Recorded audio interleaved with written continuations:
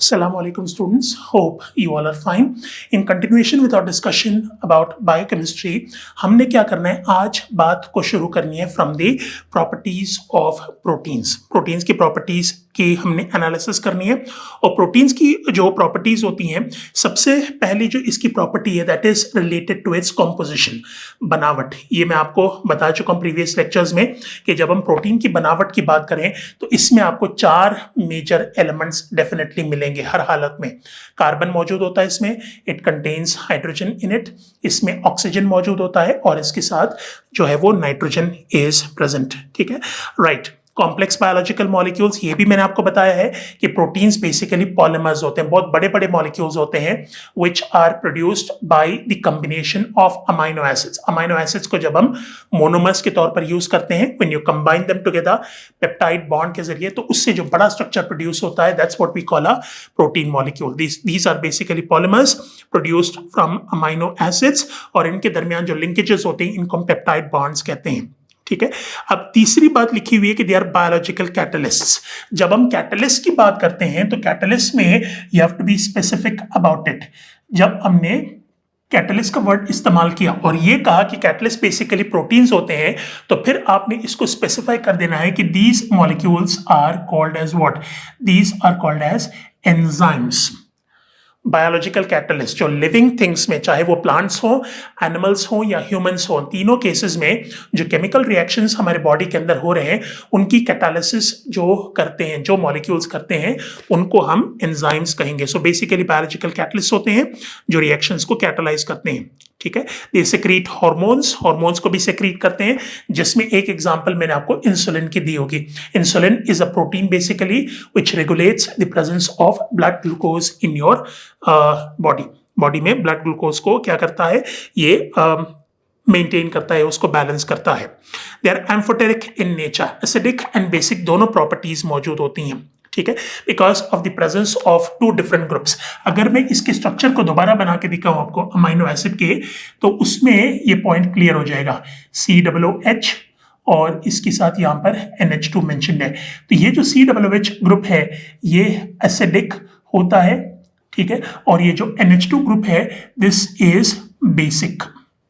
एक एसिडिक है और दूसरा बेसिक है. चूंकि इसके मॉलिक्यूल के अंदर एसिडिक एंड बेसिक दोनों ग्रुप्स मौजूद हैं, तो इसको हम क्या कहेंगे, इसको हम एम्फोटेरिक कहेंगे. It has the ability of both behaving as an acid as well as a base, दोनों तरफ बिहेव कर सकते हैं. ये डीनेचर हुआ जा सकता है. डीनेचर का मतलब इनके स्ट्रक्चर को आपने क्या करना है, इनके स्ट्रक्चर को बिगाड़ना है. ठीक है, प्राइमरी, सेकेंडरी, टर्शरी, या जो भी स्ट्रक्चर होगा प्रोटीन मॉलिक्यूल का, अगर आप उसे बिगाड़ते हो, destruction of what, disruption of the structure of proteins, इसमें इसको इस तरीके से डिस्क्राइब कर लेते हैं, denaturation of protein. Denaturation of protein का मतलब यह है कि disruption of the structure of protein के स्ट्रक्चर को क्या करना, बिगाड़ना. प्रोटीन के स्ट्रक्चर को बिगाड़ने के कितने तरीके आपके पास मौजूद हैं, यू हैव वेरियस वेज. सबसे पहली बात तो यह है कि आप हीट के जरिए कर सकते हो. अब इसमें एग्जांपल हम कौन सी दे सकते हैं, you can give the example of eggs. अंडों को चाहे आप उबालो उसको या फिर आप उसको बनाओ. ठीक है, पकाते जब हैं तो उसको हीट प्रोवाइड होती है. हीट की प्रोविजन जब होती है तो उसका स्ट्रक्चर बिगड़ जाता है. इसको हम क्या कहते हैं, this is what we call denaturation. अंडा बनने के बाद, पकने के बाद जो है वो उस तरह का स्ट्रक्चर नहीं होता जैसे पकने से पहले उसका होता है, तो इसको डीनेचरेशन कहते हैं. या फिर दूसरा क्या कर सकते हो, आप इसका पीएच चेंज कर सकते हो, चेंज इन पीएच. मतलब एसिडिक या बेसिक हम अगर कर दें इसको, तो उससे भी क्या हो सकता है, इसका स्ट्रक्चर बिगड़ सकता है. और तीसरी possibility is by using oxidising और reducing agents.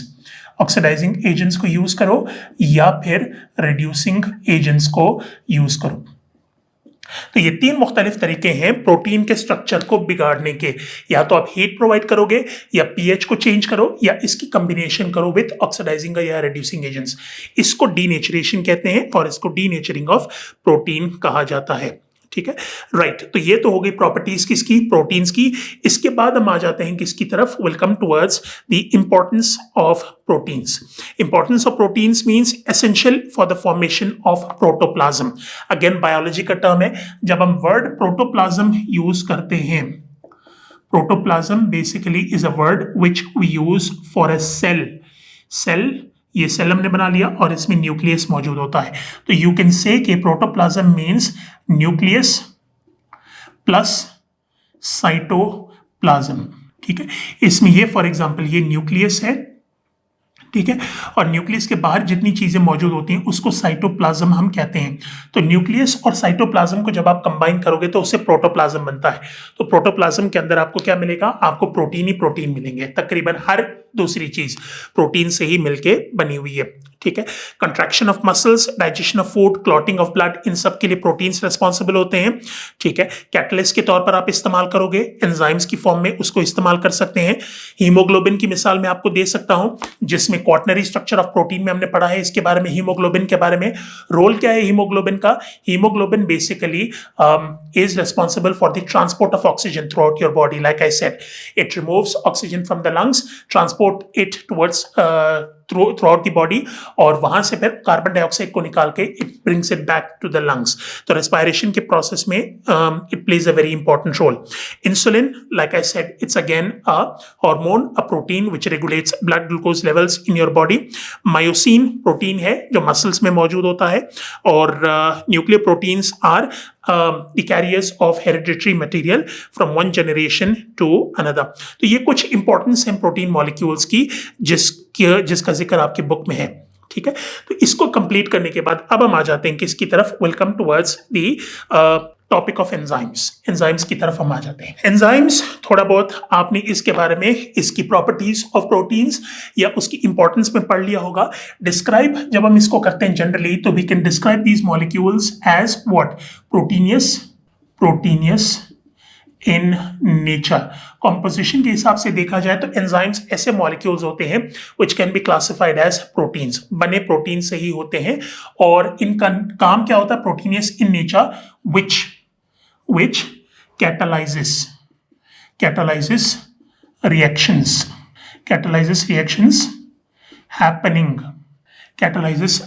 happening in living things.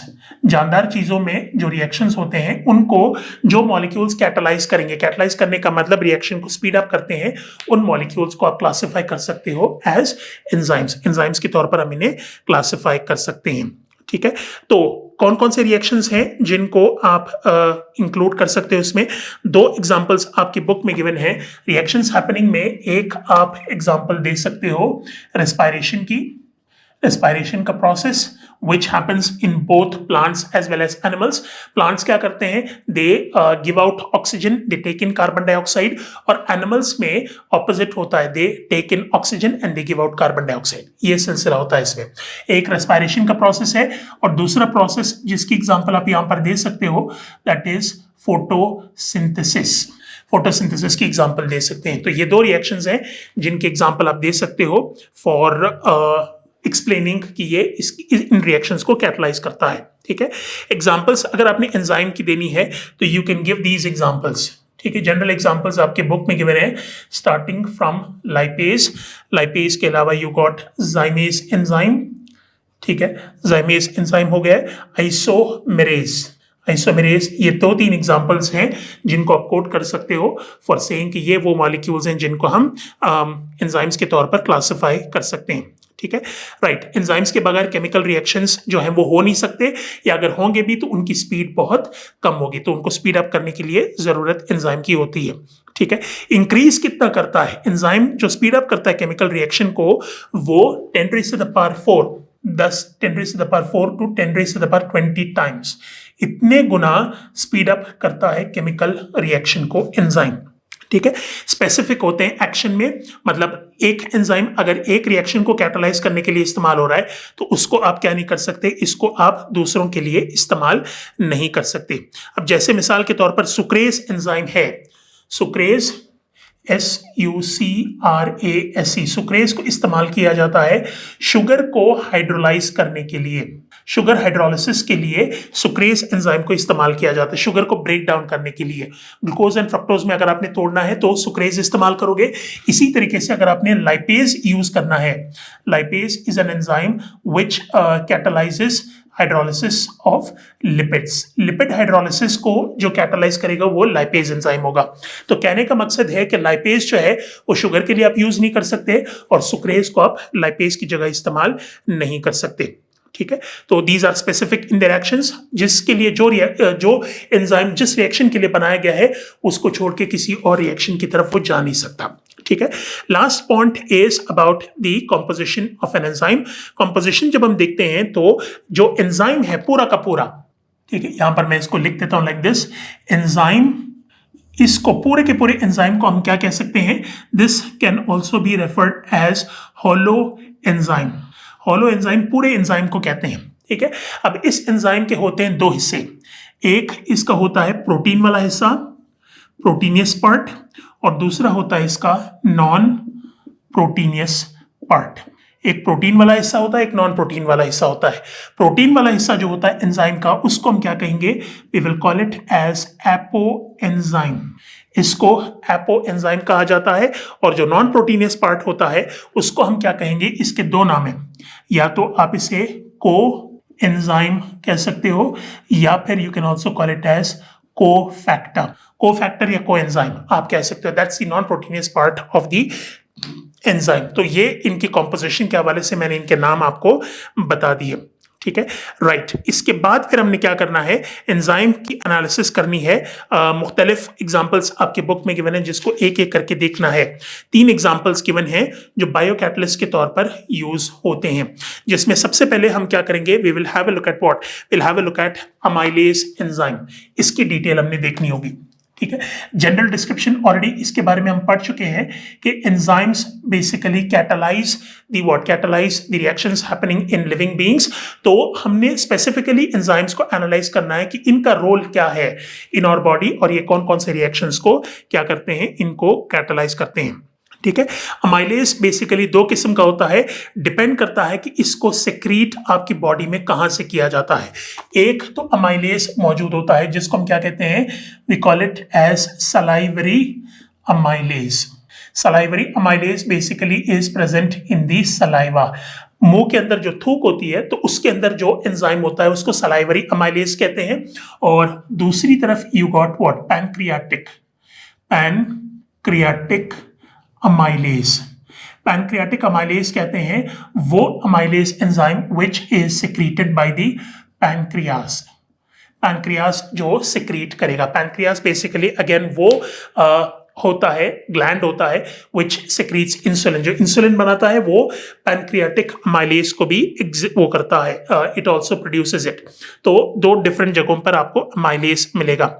Salivary amylase की अगर हम क्या करें, अगर हम कॉम्पोजिशन देखें तो 30% ऑफ कार्बोहाइड्रेट्स को ये क्या कर देता है, सिंपल शुगर्स में चेंज कर देता है। ठीक है, जो खाना वगैरह हम खाते हैं, ये भी आपसे सवाल पूछा जा सकता है कि कौन सा ऐसा बायोमॉलिक्यूल है जिसकी जो डाइजेशन का प्रोसेस है वो आपके माउथ से शुरू होता है। तो कार्बोहाइड्रेट्स की डाइजेशन माउथ से ही शुरू हो जाती है। जब हम रोटी वगैरह खाते हैं तो उसमें जो रोटी होगी, रोटी obviously is made up of carbohydrates, तो उसकी डाइजेशन आपके माउथ से ही शुरू हो जाती है। और सलाइवरी अमाइलेज तकरीबन जितनी भी कार्बोहाइड्रेट्स हम खाते हैं उसका 30% हिस्सा पहले ही तोड़ देता है।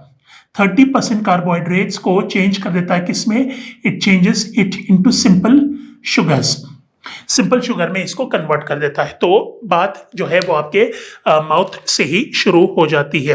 ठीक है, राइट। इसके बाद फिर पैनक्रियाटिक अमाइलेज को देखते हैं। तो पैनक्रियाटिक जूस में होता है, and pancreatic juice is a liquid which is excreted by pancreas. ठीक है, पैनक्रियाटिक अमाइलेज भी सलाइवरी अमाइलेज, इन दोनों का नेचर तकरीबन सेम ही है, लेकिन डिफरेंट जगहों पर ये क्या करता है, कार्बोहाइड्रेट्स की ब्रेकडाउन करता है।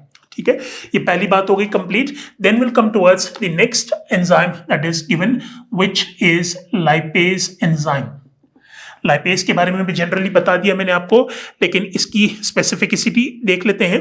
Lipase is an enzyme which is present in pancreatic pancreatic juice में, अगेन वही लिक्विड जिसके अंदर पैनक्रियाटिक अमाइलेज मौजूद होता है उसी में ये भी मौजूद होगा। Lipase enzyme is also present, और ये क्या करता है, फैट्स को डिवाइड कर देता है स्मॉलर मॉलिक्यूल्स को। यानी ये करता क्या है बेसिकली, लाइपेज एंजाइम अगर फैट्स मौजूद हो तो फैट्स की कन्वर्जन कर देता है ये किसमें, it changes it into fatty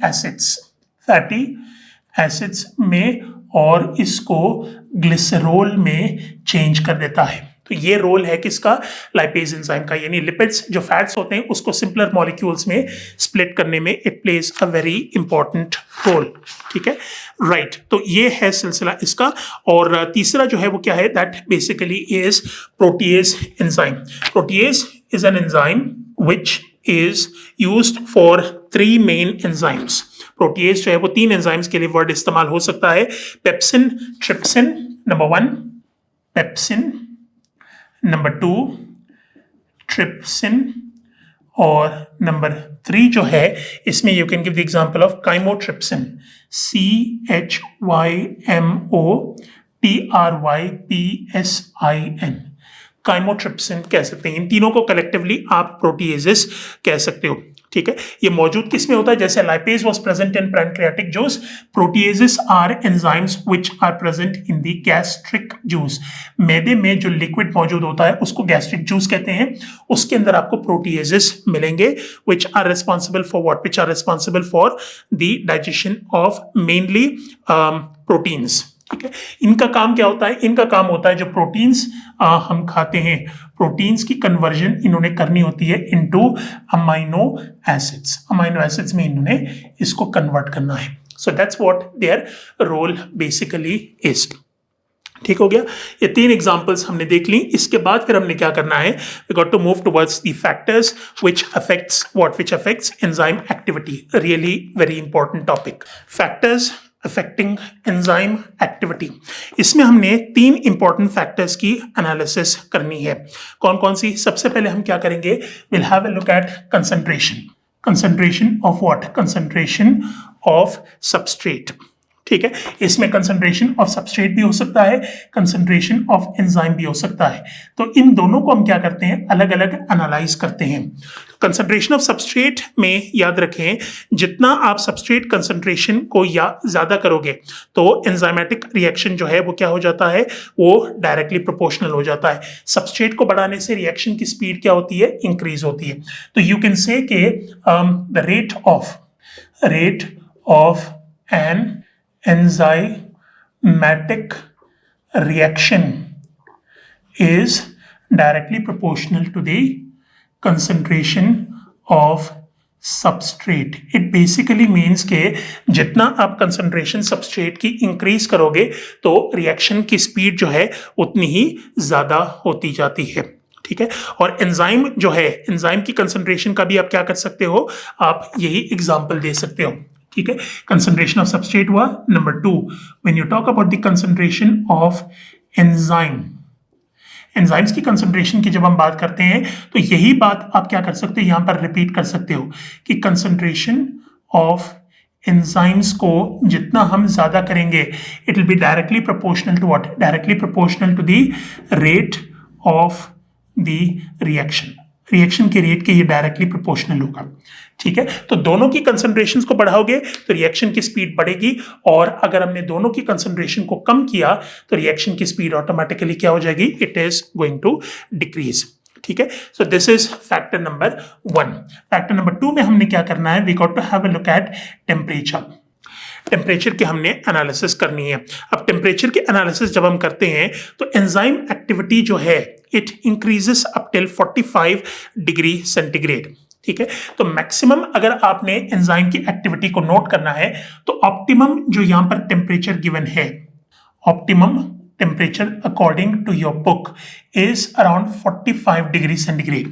45 degree centigrade तक एंजाइम की जो एक्टिविटी है इट इंक्रीजेस। अब 45 से अगर आपने क्या किया, आपने अगर इंक्रीज कर दिया तो फिर एंजाइम क्या हो जाते हैं, दे बिकम डीनेचर्ड और इनएक्टिवेटेड। ठीक है, तो इसमें आप ये पॉइंट लाजमी मेंशन करना है आपने कि enzymes get deactivated above 45 degree centigrade. 45 से ऊपर जब आपने टेम्परेचर कर दिया तो एंजाइम काम करना छोड़ देगा, ठीक है। तो इसलिए आपने 45 डिग्री सेंटीग्रेड से टेम्परेचर को ऊपर नहीं करना, सिर्फ काम करना छोड़ेगा 45 डिग्री सेंटीग्रेड तक। और अगर आपने टेम्परेचर को 100 किया, 100 डिग्री सेंटीग्रेड पर क्या होता है, they are completely destroyed. 100 degree centigrade would destroy enzymes को ये क्या कर देगा, एंजाइम्स को ये डिस्ट्रॉय कर देगा, ठीक है। तो टेम्परेचर को जितना आप क्या करोगे, जितना आप कम करोगे, कम करने का मतलब you have to keep it at an optimum level. Optimum level वैसे यहाँ पर 45 गिवन है, लेकिन जो जनरल आइडिया वो ये है कि you got to keep it between these two limits. 35 से लेके 45 डिग्री सेंटीग्रेड के बीच में आपने टेम्परेचर को मेंटेन करना है। उससे फिर क्या होगा, उससे फिर इनकी एक्टिविटी जो है वो मैक्सिमम आप यूटिलाइज कर सकते हो। ज्यादा करने से जैसे ये डीएक्टिवेट होते हैं, वैसे ही टेम्परेचर को अगर आप कम करोगे, कम करने का मतलब when you take it towards 0 degree centigrade. 0 degree centigrade भी ऐसा टेम्परेचर है जहां पर क्या हो जाता है, जहां पर एंजाइम्स गेट डीएक्टिवेटेड। यहां पर ये डिस्ट्रॉय तो नहीं होते, लेकिन ये काम करना छोड़ देते हैं। तो दोनों एक्सट्रीम्स पर एंजाइम्स काम नहीं करते। ऑप्टिमम टेम्परेचर इसका ये है, 35 से 45 के बीच में आपने टेम्परेचर को मेंटेन करना है, तो आपको बेस्ट रिजल्ट्स मिलेंगे, ठीक है। ये दूसरा इंपॉर्टेंट फैक्टर है। और तीसरा important factor basically is the effect of pH.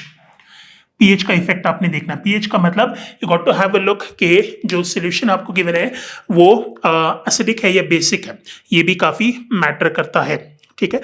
Optimum pH जो है वो हर एंजाइम का डिफरेंट होता है, ठीक है, बिकॉज जिन कंडीशंस में वो काम कर रहा होता है उसके एम्बियंस को देखना, एटमॉस्फेयर को देख के वो अपने आप को ढालेगा। अब जैसे मिसाल के तौर पर अगर हम क्या करें, अगर हम अमाइलेज को देखें, salivary amylase which is present in your mouth, ठीक है, इसको हम यहां पर लिख लेते हैं सलाइवरी अमाइलेज। इसका जो पीएच है, ऑप्टिमम पीएच जिसमें ये काम करेगा, इट इज बिटवीन 6.4 से लेके 6.9 which is close to 7, neutrality के थोड़े करीब है, इस पर ये काम करेगा। लेकिन इसकी कंपैरिजन अगर हम पेप्सिन के साथ करें, pepsin which is a part of the protease family, ठीक है, ये मौजूद होता है गैस्ट्रिक जूस के अंदर, और आपके मैदे में आपको पता होगा कि it contains about 40% hydrochloric acid मौजूद होता है, तो उसका पीएच बहुत कम होगा। तो पेप्सिन को अगर आपने काम करवाना है तो इसका जो पीएच रिक्वायरमेंट है दैट इज 1.4, ठीक, 1.4 है। अब इसको अगर आप रिएक्ट करवाना चाहो इन न्यूट्रल या अल्कालाइन सॉल्यूशंस, उसमें ये क्या हो जाता है, इनएक्टिव हो जाता है, ये काम नहीं करेगा, ठीक है। अबव 10 तो कोई भी एंजाइम क्या नहीं करेगा, अब कोई भी एंजाइम अबव 10 काम नहीं करता, ठीक है। तो ये 3 इंपॉर्टेंट फैक्टर्स हैं जो एंजाइम की एक्टिविटी को कंट्रोल करते हैं, ठीक है। इसके अलावा कुछ और इफेक्ट भी हैं, अदर सब्सटेंसेस, जैसे मिसाल के तौर पर विल टॉक अबाउट को एंजाइम्स। अब को एंजाइम्स के बारे में यहां पर जब हम कॉम्पोजिशन इसकी पढ़ रहे थे तो आई टोल्ड यू कि को एंजाइम या को फैक्टर का वर्ड जब आप इस्तेमाल करोगे, it is used for the non proteinaceous part of the enzyme. इसको को एंजाइम भी कहते हैं और को फैक्टर्स भी कहते हैं, ठीक है। ये क्या करता है, basically it increases the activity of enzymes. को एंजाइम्स या को फैक्टर्स जब मौजूद होते हैं वो एंजाइम की एक्टिविटी को बढ़ा देता है, इट इंक्रीजेस, ठीक है। अब एक्टिवेट करने का मतलब क्या होगा, एक्टिवेट और को enzymes they are pretty much the same thing, बहुत कम डिफरेंस है इन दोनों के बीच में। एक्टिवेटर्स को भी आपने क्या करना है, एक्टिवेटर्स को भी आपने इसी तरह डिस्क्राइब करना है कि ये भी क्या करेंगे, एक्टिविटी ऑफ एंजाइम को इंक्रीज करते हैं, ठीक है। जैसे मिसाल के तौर पर यहां पर 2 एग्जांपल्स गिवन है, मैग्नीशियम और जिंक के, Mg+2, ठीक है, और Zn+2, ये दोनों एक्टिवेटर्स होते हैं किसके लिए, for enzymes phosphatase. Mg+2 is the activator for the enzyme phosphatase, और जो Zn+2 है इसके लिए कार्बोनिक एनहाइड्रेस होता है। ये कार्बोनिक एनहाइड्रेस एंजाइम का एक्टिवेटर है, इंक्रीज करता है इन दोनों की एक्टिविटी को। इनहिबिटर्स क्या होते हैं, इनहिबिटर्स बेसिकली रिड्यूस या डिस्ट्रॉयज द एंजाइम एक्टिविटी। मतलब हमेशा ऐसा नहीं होता कि एंजाइम्स जो है वो रिएक्शन की स्पीड को इंक्रीज करते हैं, कुछ केसेस में आपको ऐसा मिलेगा जो रिएक्शन की स्पीड को कम करेंगे। देयर आर सर्टेन रिएक्शंस जिनकी स्पीड को कम करनी होती है, उसके लिए जो फैक्टर्स इस्तेमाल होते हैं they are called as inhibitors. Inhibitors में you got sulfa drugs, penicillin streptomycin जो है एक्ट्स एज इनहिबिटर्स और ये इन्फेक्शंस को क्योर करते हैं। ठीक है, रेडिएशंस जो होती हैं अल्फा बीटा या गामा रेज, जो रेडियोएक्टिव रेज होते हैं, ये जनरली इनएक्टिवेट कर देते हैं एंजाइम्स को। ठीक है, so this was about the factors that affect enzyme activity. अब इसकी अगर हम प्रैक्टिकल एप्लीकेशंस देखें एंजाइम की, तो you will find it in various fields. जैसे कि मिसाल के तौर पर यू हैव फूड इंडस्ट्री में आप क्या करोगे, you will use amylase, lactase, cellulase, lipase enzyme इस्तेमाल करते हैं। अमाइलेज ये सारे के सारे क्या करेंगे, they break up complex sugars. Simple sugar में लाइपेज का मैं आपको बता चुका हूं, लिपिड्स को फैटी एसिड और ग्लिसरॉल में तोड़ देता है। तो फूड इंडस्ट्री में, बेवरेज इंडस्ट्री में क्या करेंगे, इसमें हम एंजाइम को फ्रूट जूस को क्या करेंगे, इट इज जैसे मिसाल के तौर पर you got an enzyme pectinase, an enzyme used in fruit juice manufacture to break down pectins and makes juice less viscous। गाढ़ापन जो जूस का होता है उसको कम करने के लिए उसके अंदर पेक्टिनेज एंजाइम ऐड कर दिया जाता है ताकि उसको सिंपल फॉर्म में कन्वर्ट कर दे और गाढ़े से थोड़ा सा उसको लाइट उसमें कन्वर्ट कर दे। ठीक है, अब इसके अलावा यू गॉट डिटर्जेंट इंडस्ट्री में भी अमाइलेज, सेलुलेजेस को इस्तेमाल करते हैं, लेदर इंडस्ट्री में भी इस्तेमाल किया जाता है और पेपर इंडस्ट्री में भी हम इसको यूज करते हैं। ठीक है, so you got enzymes being applied in various industries. तो इसी के साथ आपका एंजाइम वाला पोर्शन जो है वो हो गया है कंप्लीट। नेक्स्ट टाइम होपफुली हम क्या करेंगे, we will start lipids, but until then Allah.